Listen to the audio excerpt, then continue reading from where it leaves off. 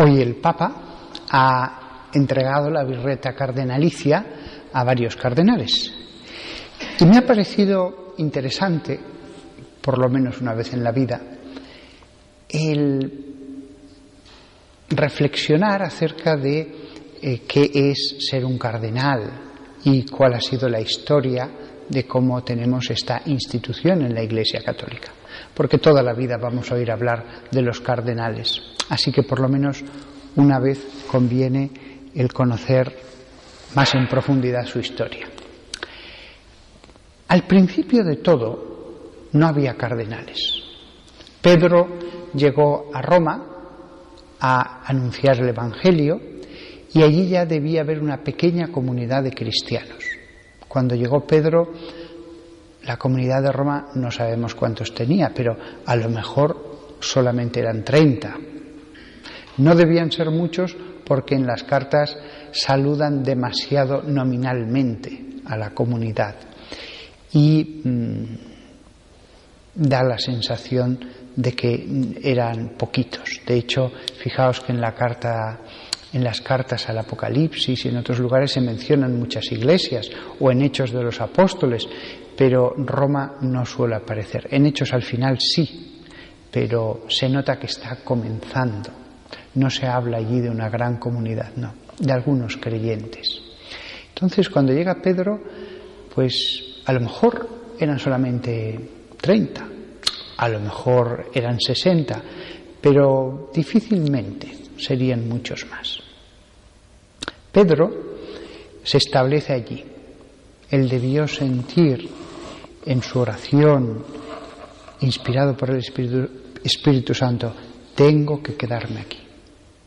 Y entonces debió dejar instrucciones también, antes de morir, a aquellos cristianos. Y fieles a las instrucciones del apóstol Pedro, que además probablemente estuvo con Pablo en la misma ciudad y podían hablar y se conocieron y bueno, ya se habían conocido antes en Jerusalén, pero allí pudieron estar quizás más tiempo. Fruto de esas instrucciones, de esas enseñanzas, cuando Pedro fue martirizado, la pequeña comunidad de Roma, que a lo mejor debían tener 3 o 4 presbíteros o 2, se reunió para escoger un nuevo obispo. Una vez que lo hubieran escogido, pedirían a otro obispo que lo ordenara para ser el obispo de esa comunidad.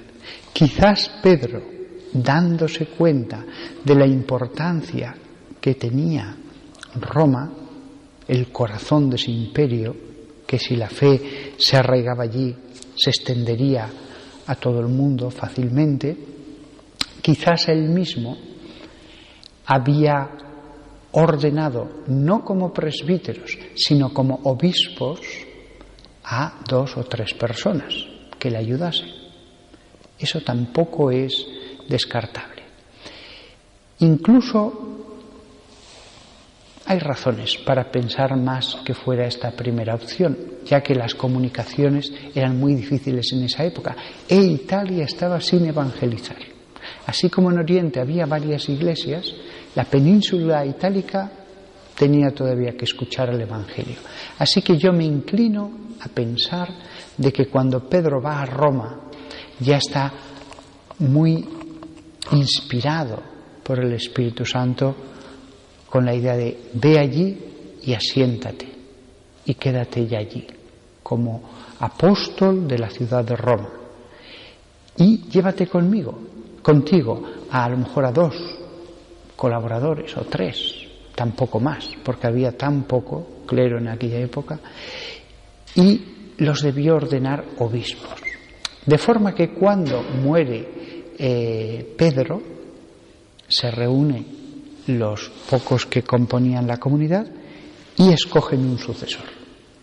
Y como ya debía ser obispo, no hizo falta enviarlo donde hubiera un obispo a que lo ordenara. Después, cuando murió, ese segundo obispo, que se llamó Linus, en latín, pues lo mismo.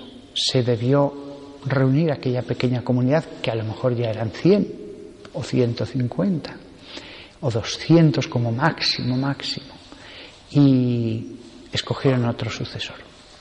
Y así fueron pasando las generaciones y después los siglos. La comunidad cada vez era más grande. Cuando moría el obispo de Roma, el sucesor de Pedro, siempre eso lo tuvieron muy claro, el obispo que escojamos va a ser el sucesor de Pedro, no así de otros lugares. No había otras ciudades en que dijeran este es el sucesor de Bartolomé o este es el sucesor de Mateo, no, pero en Roma sí. Entonces, cuando pasaron varias generaciones ya eran varios miles de personas y eran un grupo de presbíteros y algunos obispos. Entonces, lo que se hacía era entre todos juntos decir quién puede ser el sucesor, y escogían a uno. Pero con el tiempo, conforme creció más la comunidad, se dieron cuenta de un problema, y es que el pueblo era fácilmente influenciable, que pocas personas podían mover a todo el pueblo en una dirección u otra. Para los que os hayáis reunido en una plaza de un pueblo a discutir las cosas, sabéis que esto es así. Entonces, para evitar justamente eso, ya hacia el final del Imperio Romano, deciden que es mejor que sea solo el clero de Roma el que escoja el obispo cuando éste muera. Y después, como en Roma venían muchos peregrinos de todas partes del mundo, decían, claro, tiene que participar también este sacerdote de Siria que está de paso, tiene que participar también este obispo de la Galia que solo viene como peregrino. Y entonces decidieron, no, cuando vuelva a suceder esto, solo participará el clero de Roma. Y después, cuando creció todavía más el clero de Roma, dijeron, es mejor que no cualquiera tenga voto, sino que lo tengan los párrocos. Y los párrocos eran los cardenales. De hecho, cardenal viene de incardinado. Eran los párrocos incardinados en la ciudad de Roma, en la diócesis de Roma, los que votaban. De forma que eran 25 sacerdotes, presbíteros. Había 7 diáconos, porque la ciudad de Roma estaba dividida en 7 circunscripciones. Cada diácono se encargaba de la caridad en cada circunscripción. Los 7 diáconos, que eran los que administraban ese dinero, también participaban. Eran clero.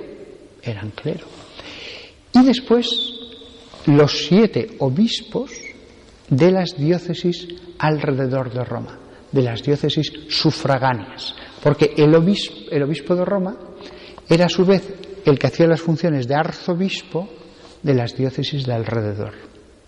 De manera que los 7 obispos, los 25 párrocos y los 7 diáconos se reunían. De allí vino la palabra cardenales. Y por eso, incluso hasta hoy día, los cardenales están divididos en 3 órdenes, aunque ya todos son obispos. Hay cardenales diáconos, cardenales presbíteros y cardenales obispos. Reminiscencia de aquella época. Con el tiempo fueron aumentando el número de cardenales, y con el tiempo el título de cardenal presbítero pasó a ser solo un título, como el de cardenal diácono. Ya todos al final eran obispos. Más adelante se decidió que no solamente se reunirían solo ellos, sino que era mejor que se encerrasen para que no hubiera presiones de fuera, para que ellos, solo ellos y nadie más, oraran, pidieran a Dios que les iluminase, dialogaran y al final escogieran al Papa. Los cardenales, su gran función es designar al sucesor de Pedro, pero también es cierto que cumplen otra función, y es ser el consejo que aconseja al romano pontífice. El romano pontífice toma sus grandes decisiones normalmente aconsejándose, hablando de estas 120 personas que actualmente están repartidas por todo el mundo. Hay cardenales que son más teólogos, otros que han sido misioneros, otros que son obispos de una diócesis, hay cardenales más espirituales, otros que se han destacado por su prudencia, otros por su ciencia teológica. Hay muchos tipos de personas que reflejan toda la variedad que hay en la Iglesia. Y ellos son los que aconsejan al Papa. La decisión al final la tiene el Papa. Y después, la otra función que cumplen cardenales es que hay dos tipos de cardenales. Los cardenales curiales y los cardenales de las diócesis. Cardenales de las diócesis suelen ser obispos que están en una diócesis como obispo, normalmente arzobispos, y el Papa les nombra cardenales. Entonces sigue viviendo donde vivía y sigue ejerciendo de obispo en el lugar que estaba. De vez en cuando, 2 veces al año, viajará a Roma para las reuniones, para dar su consejo, y ahí acaba su función. Pero otros son curiales, es decir, su función va a ser ayudar al Papa en el ejercicio del gobierno, en los dicasterios romanos, las grandes congregaciones que se encargan de todas las cosas comunes a la Iglesia. Cada diócesis es independiente, cada diócesis es como, si me permitís la comparación, como un pequeño reino, es un rebaño independiente. Pero las cosas comunes a todos son gestionadas desde esas congregaciones, que no son inmensas estructuras, son pequeñas y con poca gente trabajando en ellas. Hay congregaciones en las que solo trabajan 10, 20 personas en ellas, 30, algunas más grandes, pero estamos hablando de números muy pequeños de gente. Normalmente el Papa coloca a grandes cardenales para dirigir esas congregaciones, porque ellas son como los brazos a través de los cuales el romano pontífice gobierna los asuntos generales de la Iglesia.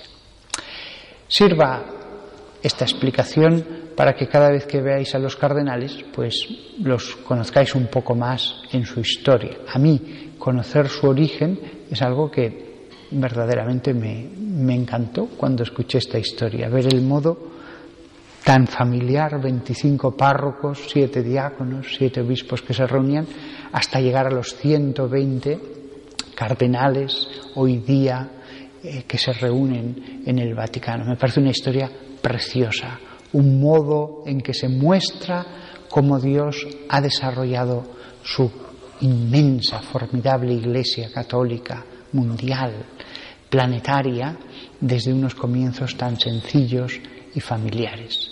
Que todos nosotros recemos por los cardenales y nos alegramos hoy de que unos cuantos más hayan sido añadidos a ese número.